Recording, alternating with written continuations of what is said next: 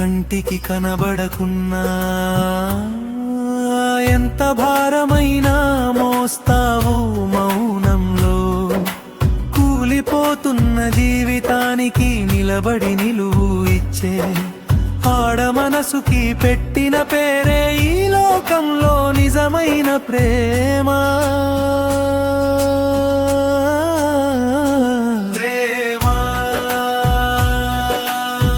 నువ్వు ఉన్నావు ఆ దేవుడి రూపంలో. చక్కగా సాగుతున్న ఒక అమ్మాయి జీవితం వెంట పట్టాడు ఒక అబ్బాయి. నువ్వే నా లోకం మన మాటలతో, నువ్వు లేకుంటే నేనుండలేను అని గుండెతోనే నమ్మించాడు. ఆ మాటలే నిజమని నమ్మిన ఆమె తన వళ్ళనే వదిలేసింది విశ్వాసంతో. ప్రేమ గెలుస్తుందనుకుంది, కలకాలం నిలుస్తుందనుకుంది. ఆ ఒక్క నమ్మకమే ఆమె జీవితానికి దారయింది. ప్రేమా నువ్వు ఉన్నావు ఆ దేవుడి రూపంలో.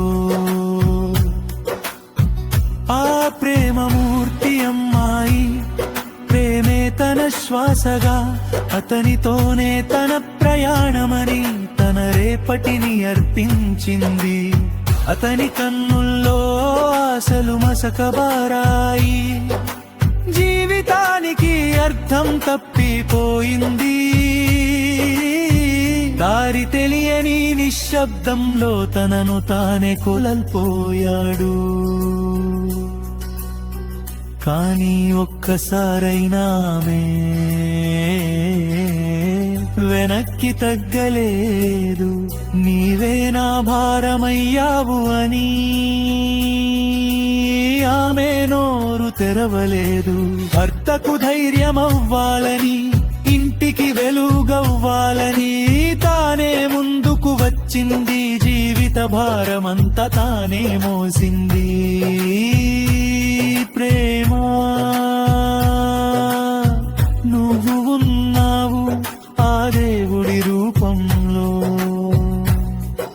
రక్తం కోల్పోయిన భర్త, అమాయకమైన పిల్లలు, వాళ్ళ మధ్య నిలబడి తనను తాను మర్చిపోయిన అమ్మాయి. బయట పని లోపల బాధ్యతలు రెండింటినీ సమంగా మోస్తూ అలసటకు చోటివ్వకుండా ప్రతిరోజు పరుగు తీస్తుంది. తన కలల్ని పక్కన పెట్టి వాళ్ళ రేపటిని కాపాడుతూ తన కుటుంబం కోసం తన జీవితాన్నే అర్పించింది. ప్రేమా నువ్వు ఉన్నావు ఆ దేవుడి రూపంలో.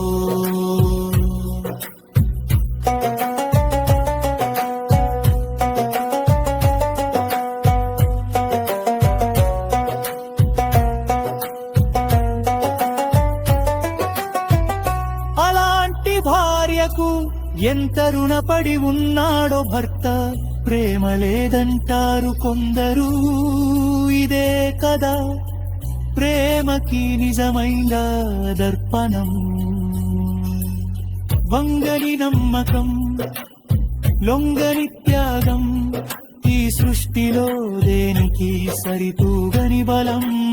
ఇదే మరొక జన్మంటూ ఉంటే ఇలాంటి భార్యల కోసం వాళ్ళ భర్తలే మళ్ళీ పుట్టాలి రుణం తీర్చుకోవడానికి. ఈ ఒక్క జన్మ సరిపోదు. ప్రేమా నువ్వు ఉన్నావు ఆ దేవుడి రూపంలో. ఇదే కదా నిజమైన ప్రేమ, దీనికన్నా గొప్ప ప్రాణం ఈ లోకంలో ఇంకొకటి లేదు. దేవుడా ఇలాంటి స్త్రీమూర్తులకు దీర్ఘాయుష్షు ప్రసాదించు. వాళ్ళ పిల్ల ప్రేమకు న్యాయం చేయు. ఆమె ఆరోగ్యంగా, ఆమె సంతోషంగా, ఆమె చిరునవ్వుతో ఉండేలా